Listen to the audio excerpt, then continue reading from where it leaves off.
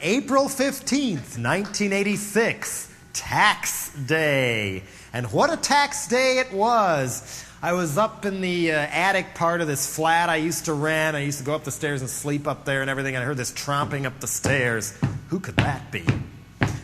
Dun, dun, dun, dun. We're police officers. Dun, dun, dun, dun, dun. What are you doing in my house?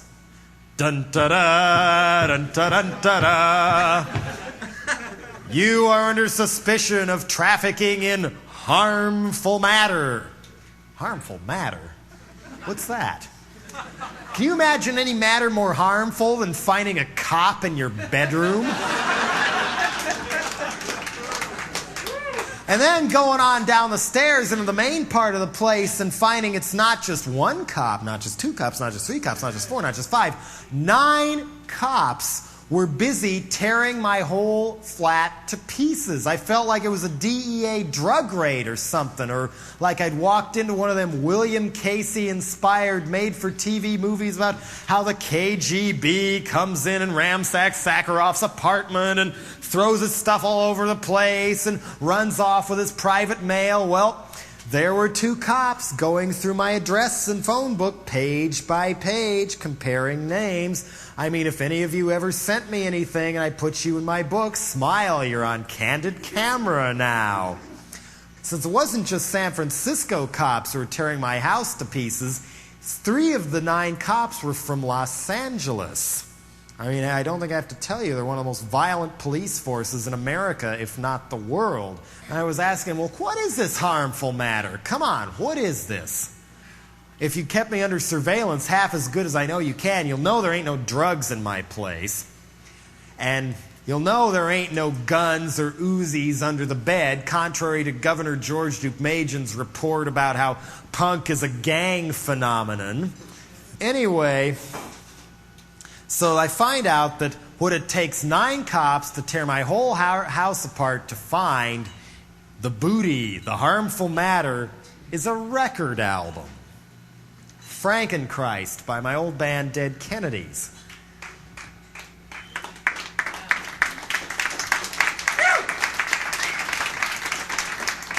And inside that record album was a painting by Swiss surrealist master H.R. Giger.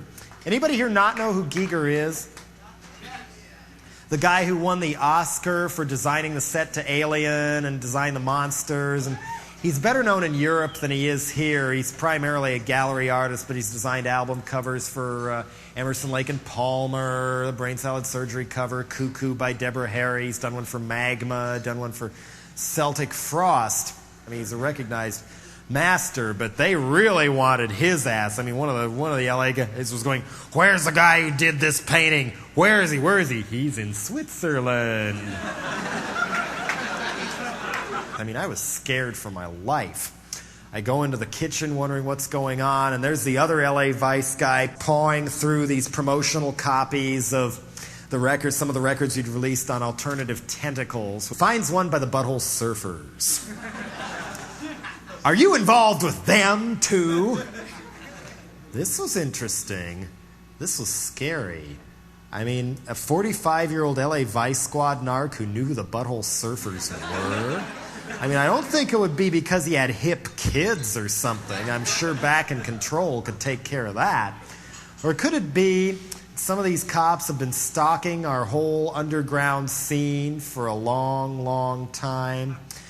So I'm whisked back into the other part of the house where they're going through my mail and going through the address book, and really scared by this time. I mean, I hear the drawers opening and shutting upstairs, not knowing whether they're putting drugs in my clothes or planting a gun there so they say they shot me or self-defense or something like that. I'm plopped down in a chair with nothing but a bathrobe on. 2 LA cops are circling around me like sharks. There's one really big, mean one, the meanest one, this Robert Mitchum lookalike, this Robert Mitchum wannabe. He'll get about a year. Somebody shut this guy up so I don't have to listen to him. While the other one is playing good cop, saying, "Do you like being in a band? Do you make a lot of money?" You know, trying to coax information out of me, like who owns the car outside, who owns the building, things like that. Then in comes one of the San Francisco vice narcs. He's got his Elliot Ness trench coat on and his pinstripes, the whole deal. Kind of an alarmed look on his face, though. He comes in. What are all those pictures of missing milk carton kids doing on your kitchen wall? Do you know where they are?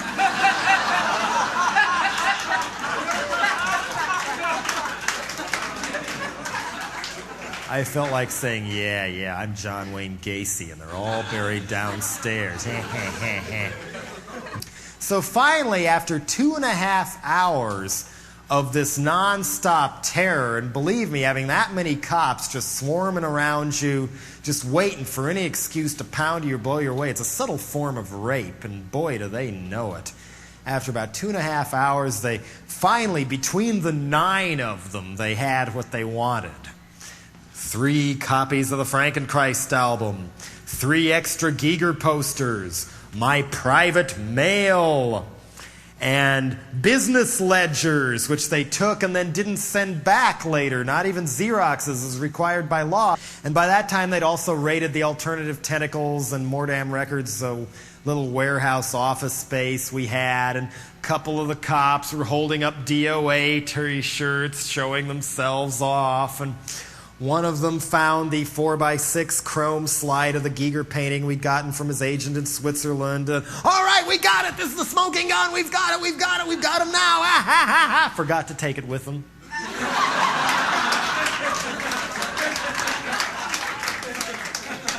But nevertheless, 2 months later, June 2nd, 1986, the day before Election Day, I found out that me and 4 other people were all charged by the Los Angeles City Attorney's Office with 1 count each of distributing harmful matter to minors. I was charged. Ruth Schwartz from Maximum Rock and Roll and Mordam Records was charged. A guy who used to work at Alternative Tentacles and had quit by that time, but he was charged anyway. They charged a guy from Green World Distribution who wholesales to stores. They even charged a 67-year-old man whose crime against humanity was owning the record pressing plant that stamped out the vinyl and collated the discs. They even charged him. We were looking at a maximum year in jail, $2,000 fine because of what we said with a record album. This is America? We knew we had to fight. We knew we had to fight when Tipper Gore could barely contain her glee the next day on how, this is exactly what we wanted. I'm not a censor, as she said so many times, but these people should be thrown in the can because they violated truth in packaging laws by not putting a Tipper sticker on their record and putting a sticker making fun of Tipper stickers as a warning sticker instead. The prosecuting attorney, deputy city attorney from LA, went on TV that night saying, we feel this is a cost-effective way of sending a message that we are going to prosecute. Cost-effective. Sending a message. What kind of message was he sending there? Cost-effective. He deliberately picked an independent who would have to pay out of their own pocket to defend themselves and probably get squashed like a roach to make an example out of instead of a high-budget PMRC target like, one of the top of their hit list like Prince or Ozzy or something like that. They picked us. Plus sending a message to stores all over the country saying, hey, if you want to avoid trouble with the cops, blackball dead Kennedys, McCarthy style. Don't let anybody have any access to their records. That was the message being sent. We knew we had to fight. We didn't have the resources to do it. So we founded the No More Censorship Defense Fund to help raise the money for the necessary legal costs. Little did we know when we decided to defend ourselves and that we were feeling that we were innocent of any crime that would wind up taking 1.5 years out of our lives, wind up costing over $80,000 just to fight a $2,000 fine and a year in jail. So finally, in August 1987, We finally went to trial in Los Angeles, almost a year and a half after the initial police raid. Finally, the grand finale.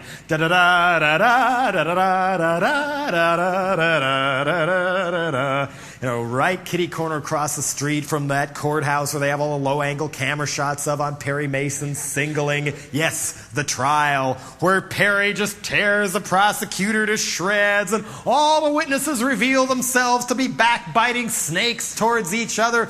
And inevitably, 20 minutes later, one breaks down and confesses to the whole crime. Real trials don't work like that. Real trials take forever. The first week and a half alone was spent arguing over instructions to the jury.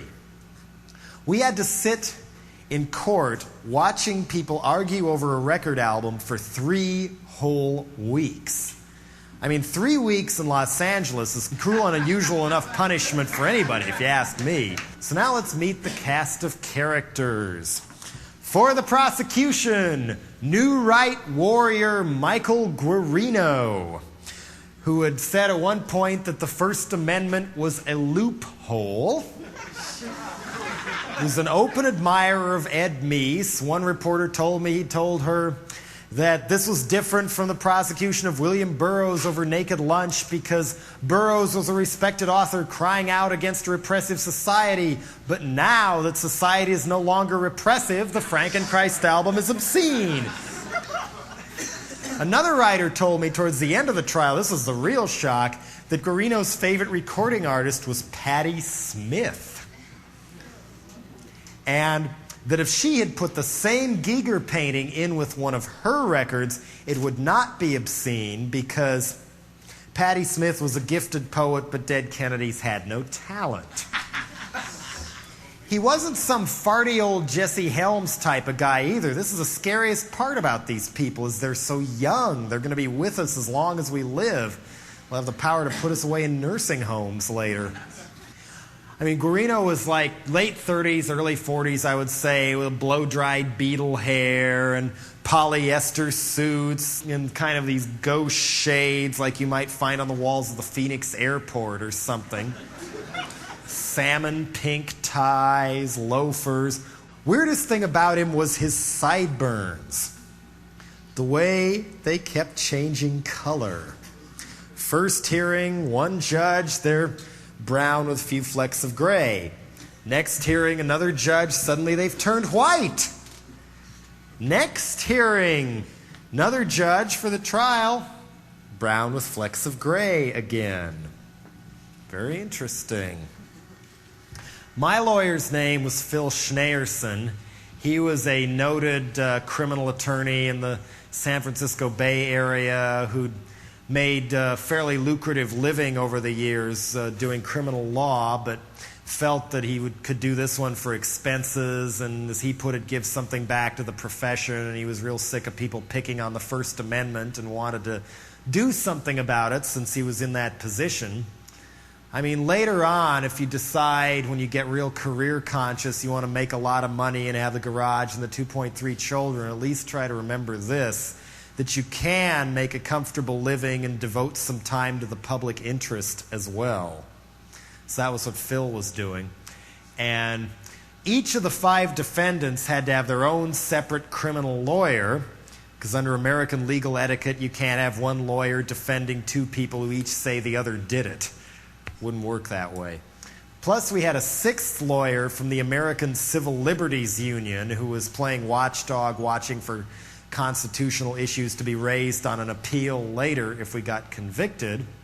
The ACLU doesn't get the kind of money that people like Jimmy Swaggart or the PMRC get. They're a publicly funded organization that needs your help, who specialize in constitutional law. Lawyers are like doctors now. You've got your constitutional law, entertainment law, probate law, business law, criminal law, sports law, all different kinds. They don't really keep track of how the other ones work, so we had to have all these specialists, and that's why we needed 6 lawyers. So for the first week and a half, all 6 of them went at each other, arguing over instructions to the jury. You'd think that would be real simple. It was only about a 3-sentence law on the books, Section 313.1 of the California State Penal Code, distributing harmful matter to minors.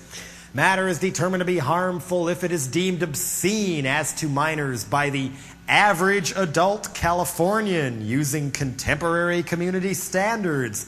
In other words, be average and contemporary or be busted. And plus, the prosecutor had to prove that it appealed to the prurient interest. One of my favorite words, the prurient interest. You know, that means if you look at something and you want to beat off to it, that appeals to your prurient interest, and that's illegal. That's verboten. I mean, for any of you who've actually seen that Giger painting, did that make you want to beat off? I mean, I can't imagine anybody being sexually aroused by that painting unless they were like a cop or an LA city attorney or something like that.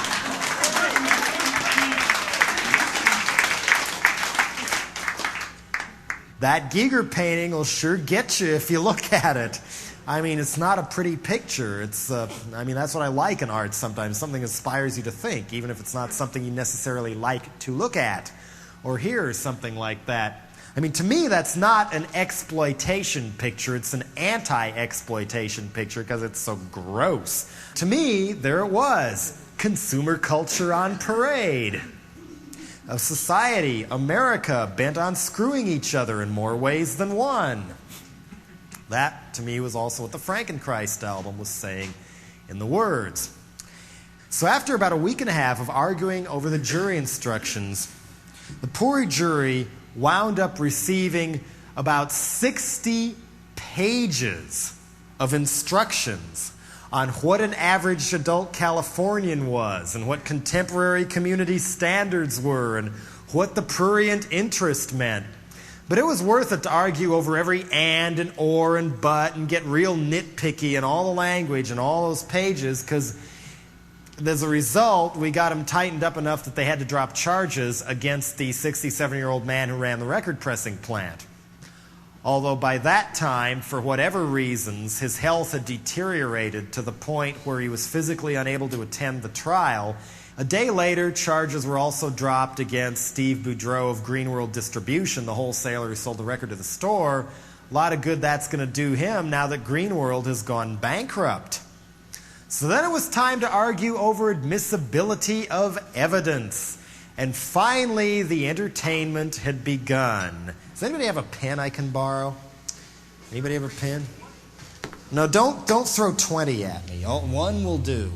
I can't imitate Michael Guarino properly without a pen open and cocked between the index and middle finger, always kind of poking at you, right at eye level when he talks to you, kind of like a little claw or something, poking at you with his pen. And the smoking gun Guarino thought he had to get admitted into evidence was this handwritten list I'd been keeping of the different records we'd put out on Alternative Tentacles, title, artist, serial number. With the serial numbers, we had them Virus 1, Virus 2, Virus 3, etc. Now, one would think, Your Honor, that it would be important to show the jury how these people deliberately disseminate material they know is offensive to the public taste, with bands with names like the Crucifix and the Butthole Surfers, and look at these titles: Plastic Surgery Disasters, War on 45, Nazi Punks Off. And then there was one title where he was so moral he wasn't going to say it aloud in court. Never mind, he used every four-letter word in the book with his assistant at the trial, who, just my luck, was Officer Friendly, the same Robert Mitchum wannabe who'd scared the living daylights out of me during the raid. I got to sit a few feet away from him for 3 weeks. Never mind that he used foul language with Officer Friendly when the judge was out of the room, or more importantly, when the press was out of the room. Keep in mind, this is a guy who was so moral, he was going to save America's children from wicked Giger paintings and rock records by circulating airbrushed photos of himself to the local media. Anyway, he brings the virus list up to the judge, like a kid bringing a paper to the teacher or something. Judge looks at it. Everybody except Guarino is kind of snickering by now as he takes the list back. Even the cop is starting to laugh a little bit, and Phil Schneerson finally asks, well, what's the problem? Is that song a little too close to home? Too drunk to fuck?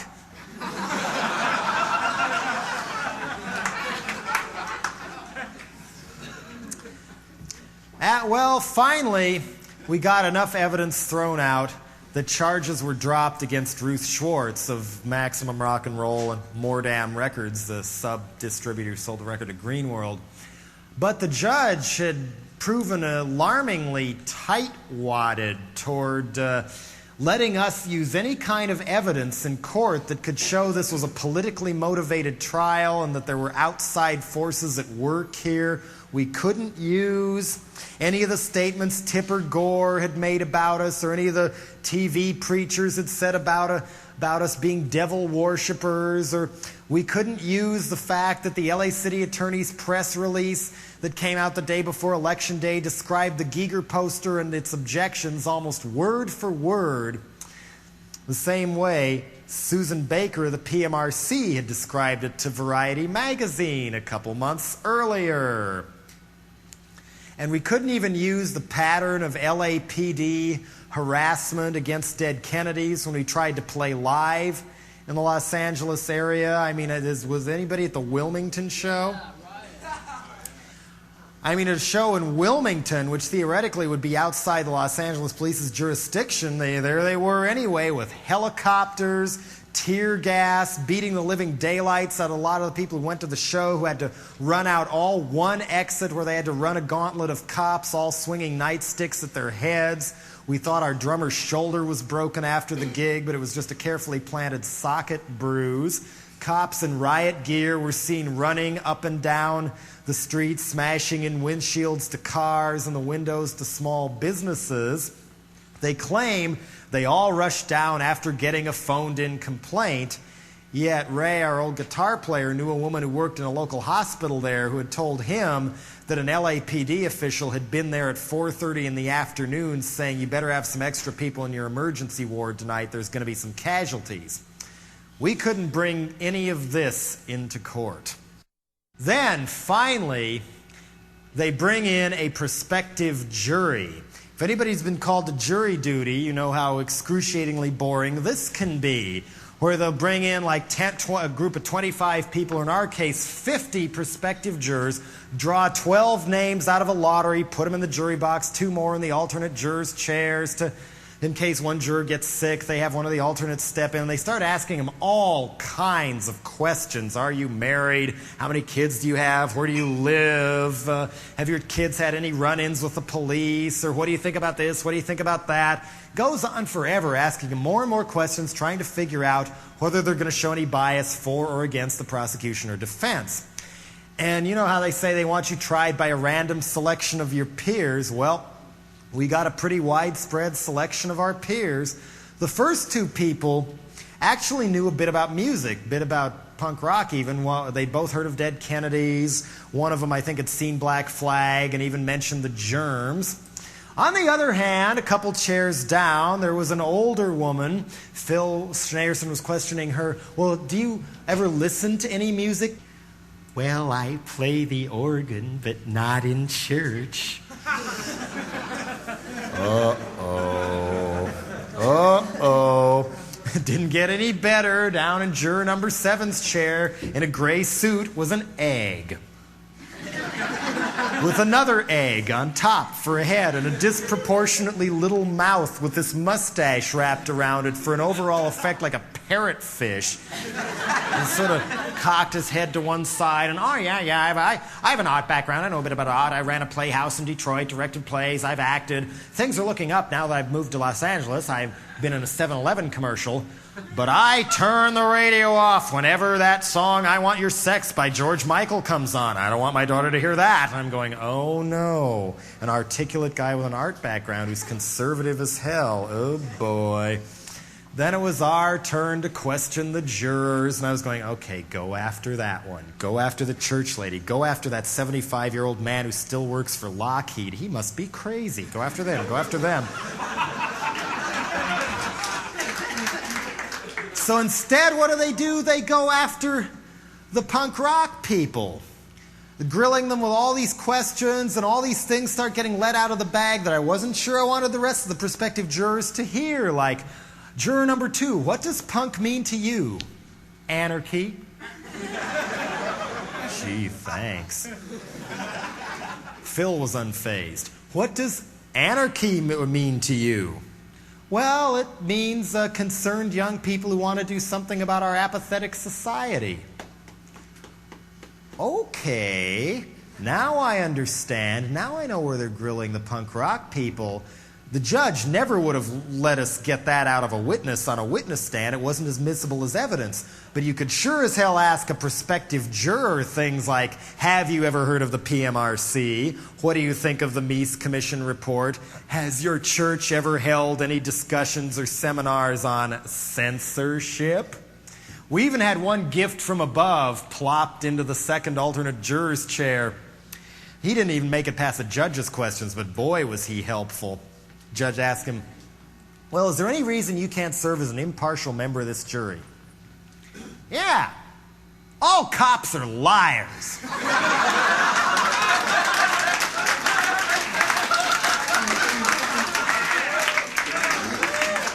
And why do you believe this to be true, sir? Well, I was put on trial in this courthouse once, and the cop lied on the witness stand, and I was convicted, and then he told me afterwards, well, that's the way the game's played. Judge, out!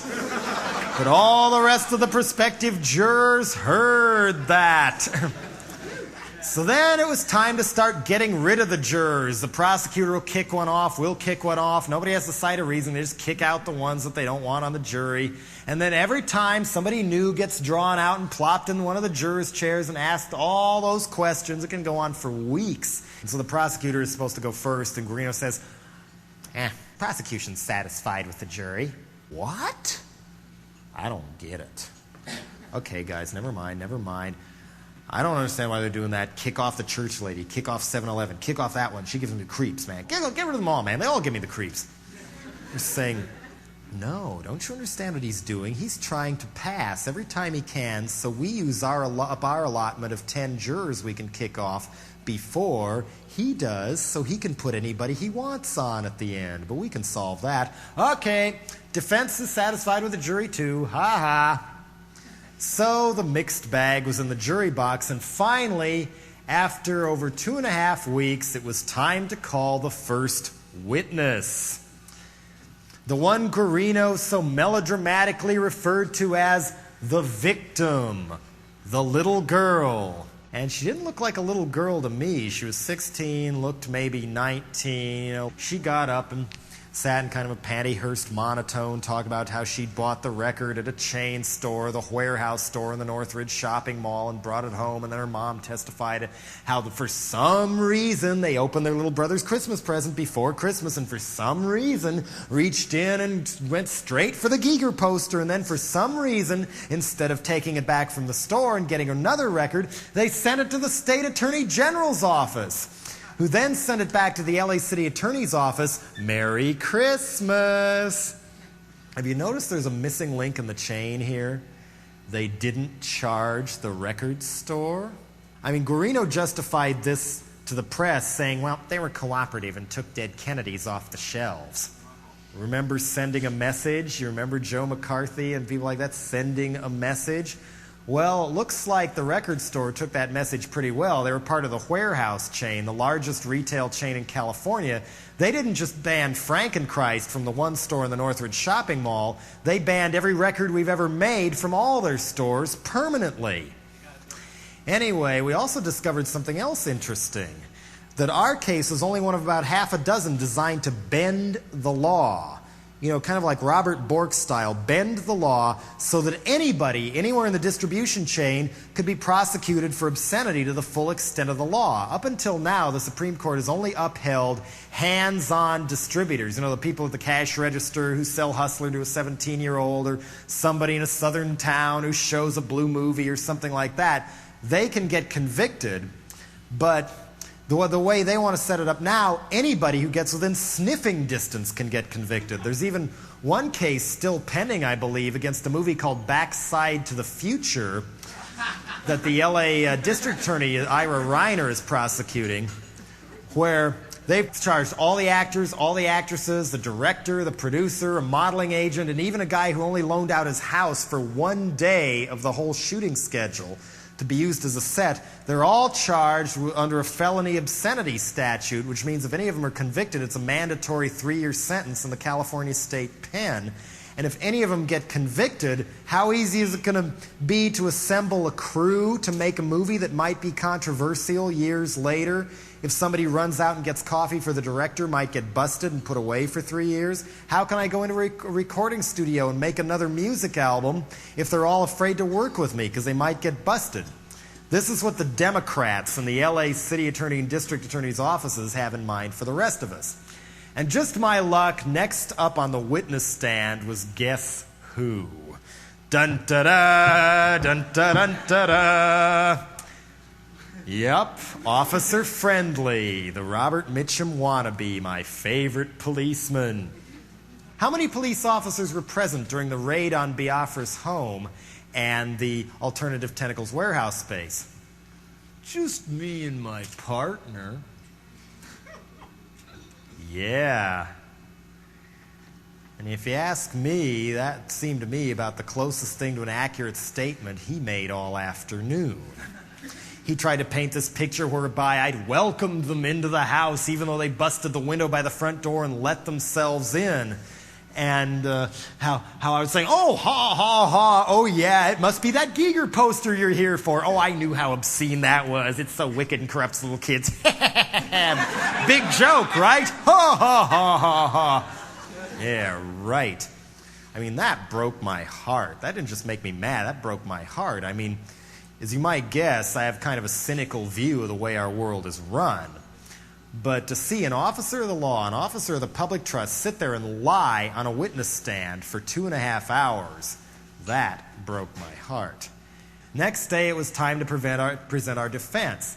Now, how do you defend something like that? That album, that picture. I mean, we could have called up the Dead Kennedys fans saying, oh yeah, they're really cool, man. They're radical. Man, they saved my life. I was going to go shoot myself in the head after listening to Ozzy Osbourne, but they showed me the way, man. Let them off. They're cool. Let them off. I don't think that would have worked. Not for the 7-Eleven guy. Not for the church lady. I don't think it would have worked either to bring me up on the witness stand to sit there going, I am not a crook. Frankly, I'm innocent. That wouldn't have worked either. So we went the expert witness route, starting with Joan Weinstein, an art historian from the University of Pittsburgh who was on loan to UCLA. She told the jury a little bit about surrealist art and Picasso, Dali, Giger, why they painted the way they did, the origins, why their paintings could be interpreted different ways by different people, example being the Giger painting in question. And to prove her point, this was kind of funny in a way, watching a college professor sitting there intellectualizing on the connections between the Giger painting and pointing to a big blow-up of the Frankenchrist lyric sheet that was sitting by the jury box, pointing with a pointer to MTV Get Off the Air, Soup is Good Food, while the jurors were sitting there with their own Frankenchrist lyric sheets, studiously following the bouncing ball. They had something else in their possession by that time, too, because we'd gotten word earlier that Guarino had been mouthing off to the press about how he was going to withhold the actual Giger poster from the jury until the very last possible minute, since he knew we wouldn't want him to see it, and then build up the suspense Hitchcock style so you know you're going to get scared, and then open up and flash the Giger poster. Oh, we're scared! Oh, it's so obscene! Oh, it's so evil! Oh, Tipper Gore was right! Throw him in jail! Boil him in Tipperware! Oh! So Phil started out the day, Well, now, jury, you're probably wondering what all this fuss is about, right? Jury, exasperated. Right. Here, have a poster. You can each have a poster. And here's a lyric sheet so you can understand why that would be in an album to begin with. You can take it home. You can keep it afterwards. You can even have the record and the cover at the end of the trial if you would like it. And so then on cross-examination of Joan Weinstein, Guarino just went wild. He stormed up armed to the teeth with all these collector books of Giger's art that some people would pay hundreds of dollars to obtain. Open them up. All right, isn't this painting sick? Isn't this painting obscene? Isn't this painting sick? Don't you think Giger is obsessed with sex with the dead? Isn't this painting sexually explicit? Isn't this sick? Isn't this sick? Don't you think this is sick? Don't you think this is sick? I mean, I just thought, woo, this guy is obsessed. Poking holes in a beautiful Giger book with that pen of his. Well, you know, in a way, that's kind of cool. Here was a guy who was one of the worst examples I've ever seen of what happens when someone with no sense of humor is allowed to have too much power. And he had to eat, sleep, and dream H.R. Giger's paintings and Dead Kennedy's songs for a whole year and a half.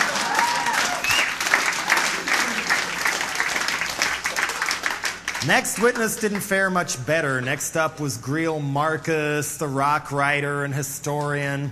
Guarino tried to throw him off, saying a rock writer couldn't talk about art. Tried to throw Joan Weinstein off because an art expert couldn't possibly talk about music, but the judge ruled against him, so he was huffing and puffing, getting madder and madder, starting to turn red at this point. He brings the Giger poster up to Greil Marcus.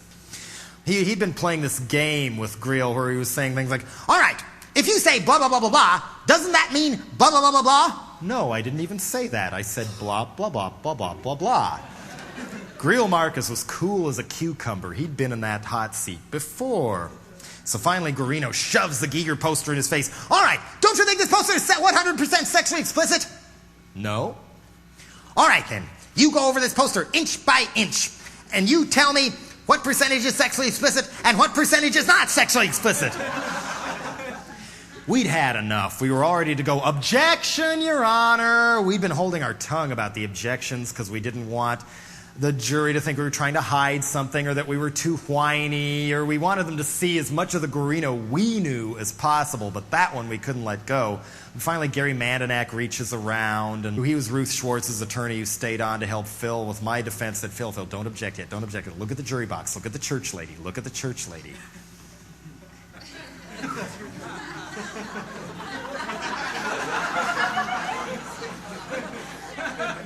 Up and down, inch by inch, examining the Giger poster. I had to not laugh.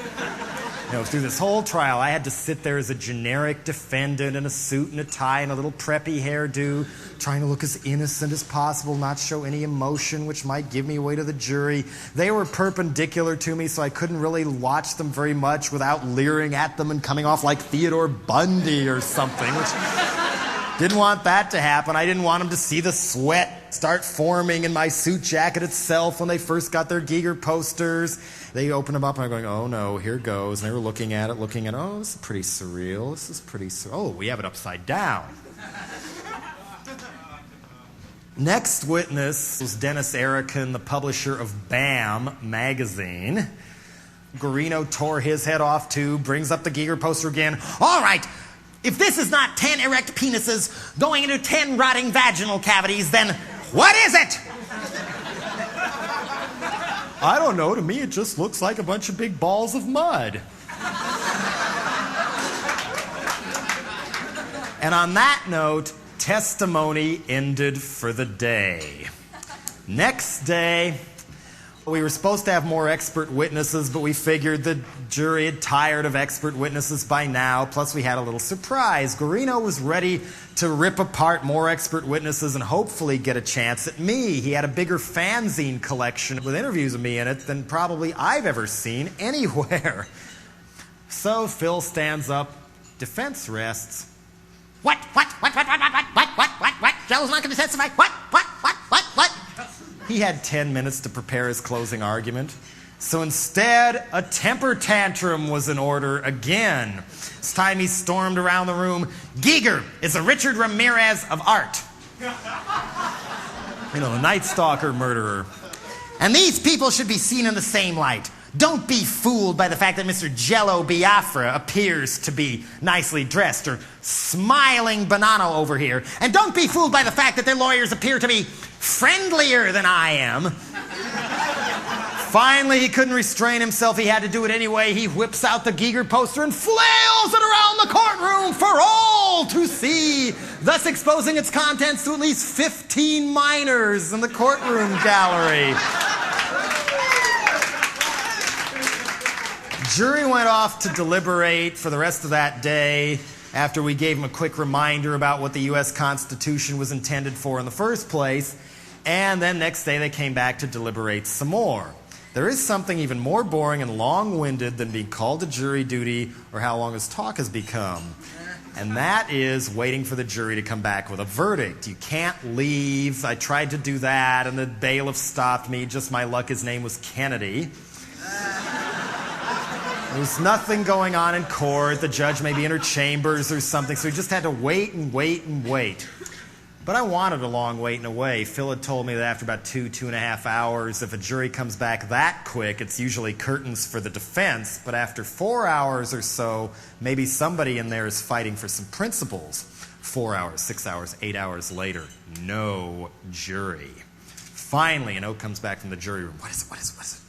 The jury would like a record player.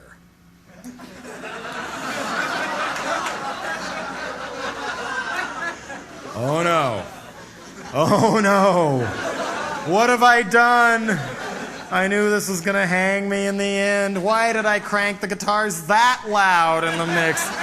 Why didn't I listen to all those jive asses in the satin baseball jackets from the big record company who said, oh sure, we'll sign you up, Dead Kennedys. We'll give you all the artistic control you want if you'll just change your name.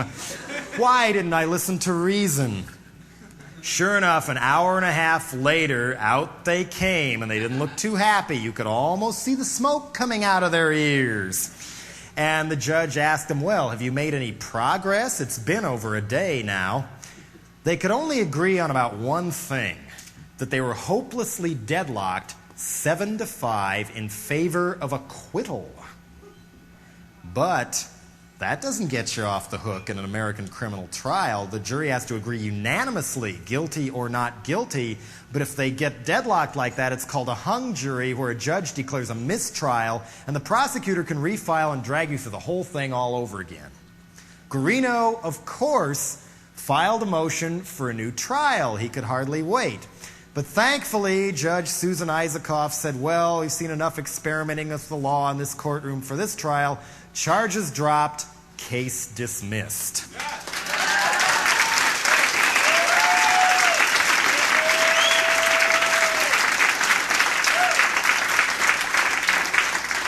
But did we win? No. Did we win?